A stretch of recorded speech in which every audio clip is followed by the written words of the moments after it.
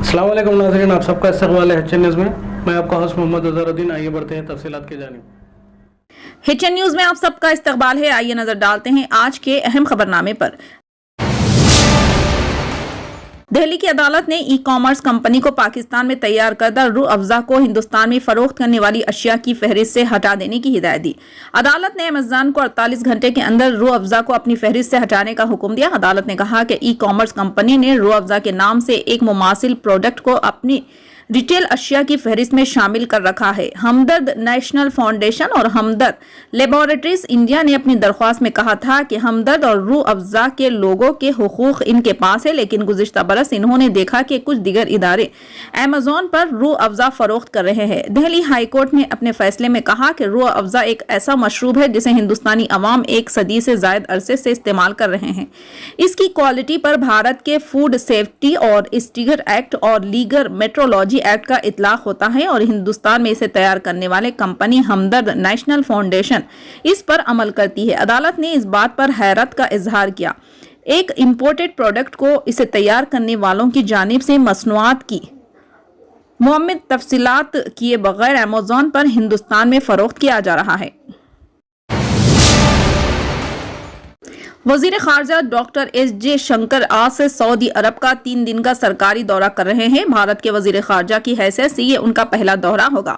अपने 3 दिन के दौरे के दौरान डॉक्टर शंकर सऊदी अरब के वजीर खारजा शहजादा फैसल बिन फरहान अल सऊद के साथ सियासी, सिक्योरिटी, समाजी और सकाफती ताउन से मुतालिक कमेटी की पहली वजारती मीटिंग की मुश्तरका सदारत करेंगे। दोनों वज़रा बाहमी ताल्लुकात के तमाम पहलुओं का भी जामे तौर पर जायजा लेंगे। गुज़िश्ता चंद दिन बाद भारत सऊदी ताल्लुकात खातिर ख्वाह तौर पर मुस्तहकिम हुए हैं, जिनमें सियासी, सलामती, तवानाई, तिजारत, सरमायाकारी, सेहत, खुराक की यकीनी फराहमी, सखाफत और दिफाई शोबे के ताल्लुकात शामिल हैं।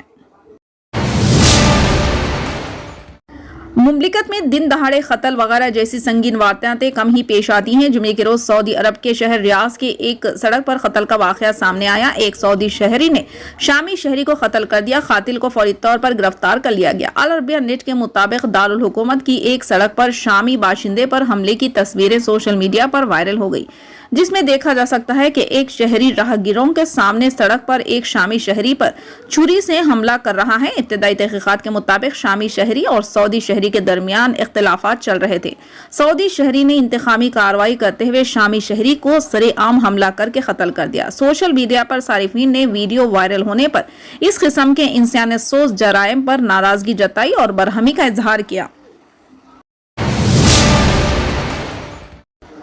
हैदराबाद में गणेश मूर्ति को हुसैन सागर में डालकर वापस होने के दौरान एक नौजवान लारी के नीचे आकर हलाक हो गया। यह हादसा एबिट्स चेरमास के पास पेश आया। 20 साला नौजवान, जिसकी शनाख्त साई राम के तौर पर की गई है, लारी में हुसैन सागर से मूर्ति के विसर्जन के बाद वापस हो रहा था कि तवाजुन खोकर गिर पड़ा और इसी लारी की जद में आकर हलाक हो गया।